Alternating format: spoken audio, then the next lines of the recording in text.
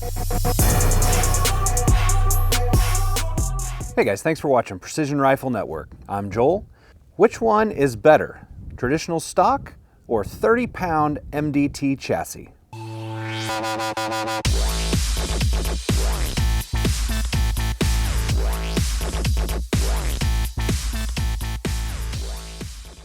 All right guys, I'm going to kind of power through all the features on the chassis fairly quickly because you can look all that stuff up on the internet. So you can get the specifications and the details for yourself. So I'm really going to be looking at why a guy might want to choose this over a traditional stock. So as far as some of the features go, let's start with the butt of the rifle back here. All right, first thing to note is that everything is toolless adjustment, okay? On the back side here, there's little thumb screws that you can just loosen, and then you've got these wheels, pretty much the same as on a Masterpiece Arms chassis, except the MPA chassis, these wheels have little detents that kind of click as you go around.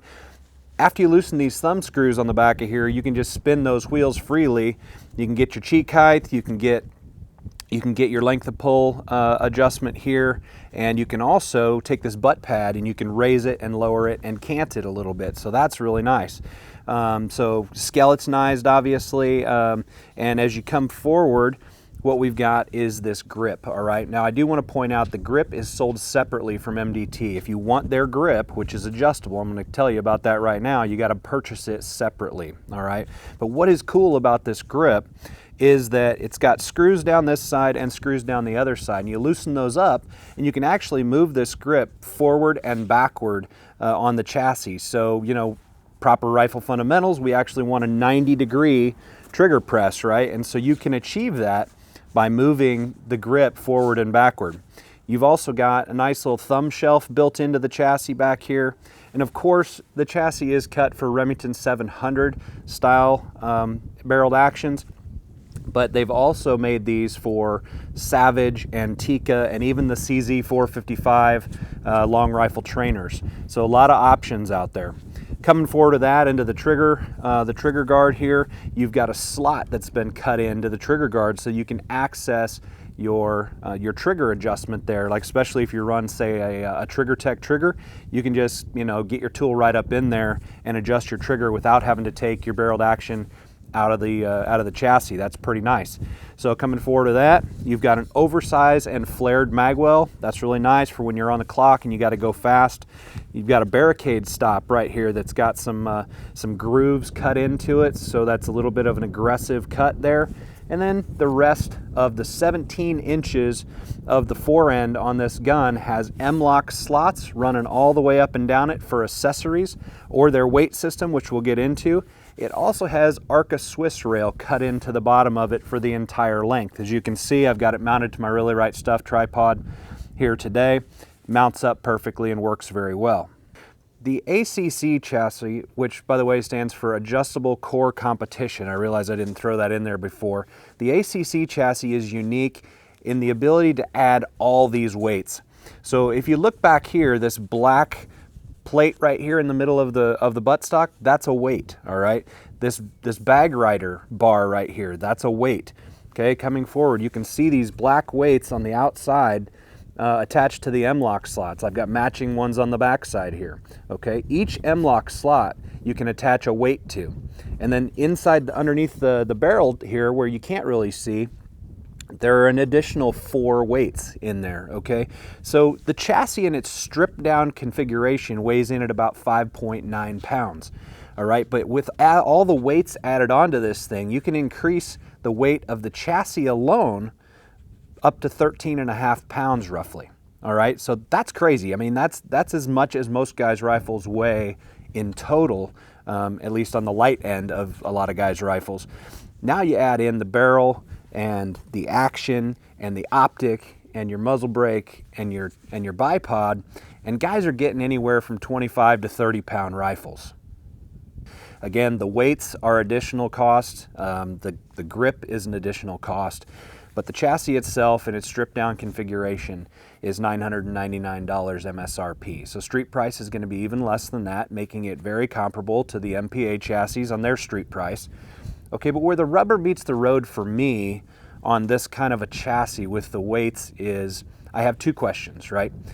Number one is, how much does that extra weight help mitigate recoil? All right, so in this game, the reason we're raising the weights of our rifles is so that we can more easily spot misses and impacts, so we can make fast corrections in competition, right?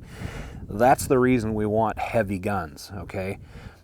My second question is, how heavy is too heavy? All right, I can't, for me personally, I'm a big guy. I think I'm fairly strong, but I can't imagine lugging this thing around to, say, on Mammoth Sniper Challenge or something like that. It would just be a crazy amount of weight with what you already have in your backpack.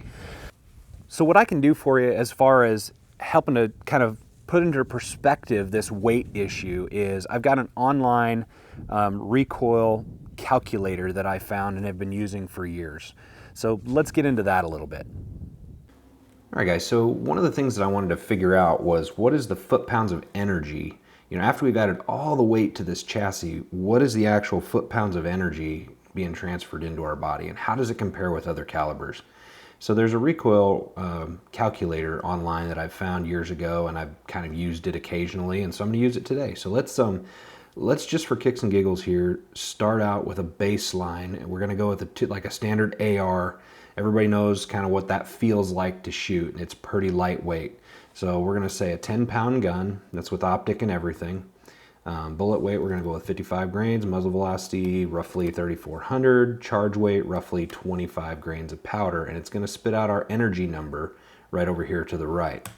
All right, 3.1, right here, 3.1 foot-pounds of energy. So now that we've got our 3.1 baseline, and that's for an AR-15, shooting 55 grains, okay, we know what that feels like. So now let's go ahead and switch this up a little bit. All right, we're gonna say, let's go with my 20-pound match gun, shooting the 105 burgers at 2920 with 32.6 grains of Varget, and see what that does. 3.2 foot-pounds of energy. We had 3.1 for the AR, now we've got 3.2 for the Dasher. So you can see the Dasher kicks about as much as a standard AR-15, which just isn't all that much. So now let's go ahead and take my 6.5 Creedmoor bolt action here with the MDT ACC chassis. All right, so we've got a 25-pound gun. We're shooting the 140 grain bullets at 2,800 feet per second, roughly, and approximately 42.4 grains of powder. And we're going to kick out an energy number over here again.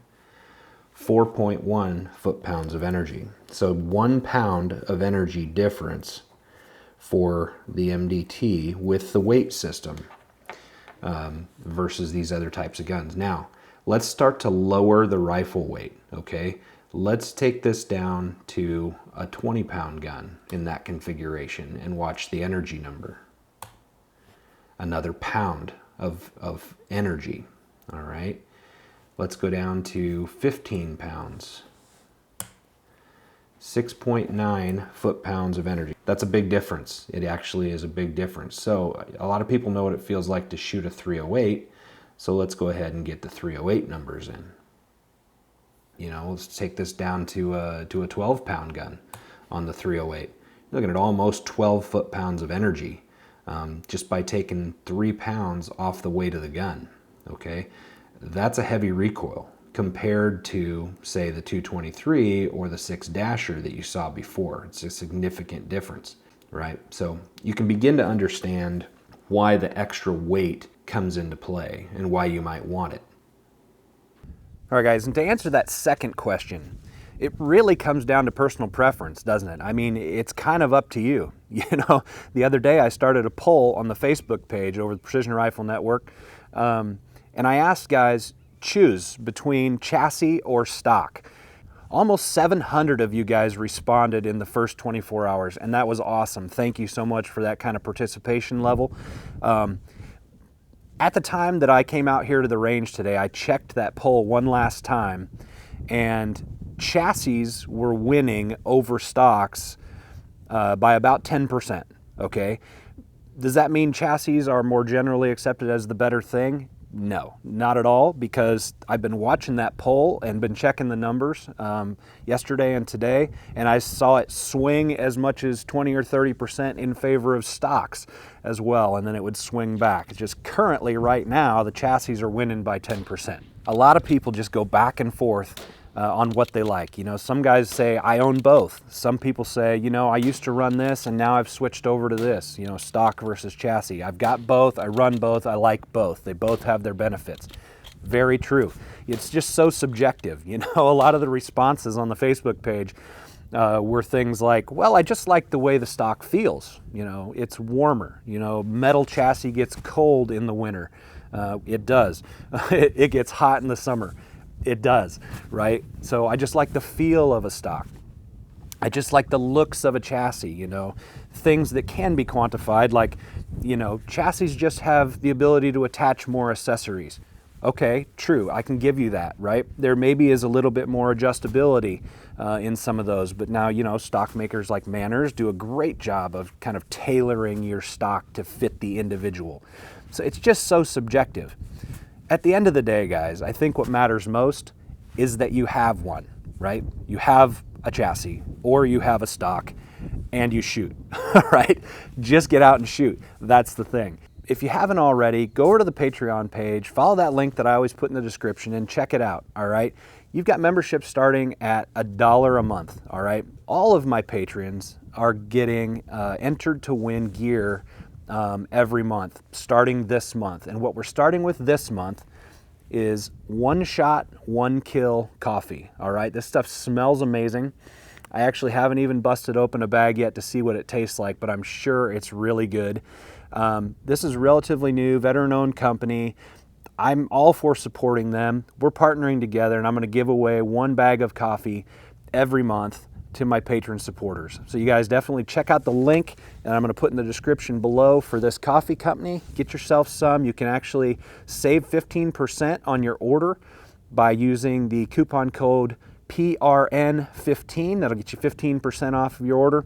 So check them out, guys, all right? That's gonna be coming real soon, every single month as far as Patreon giveaways is concerned. Thanks for watching today, guys. Tune in again soon for another great video from Precision Rifle Network.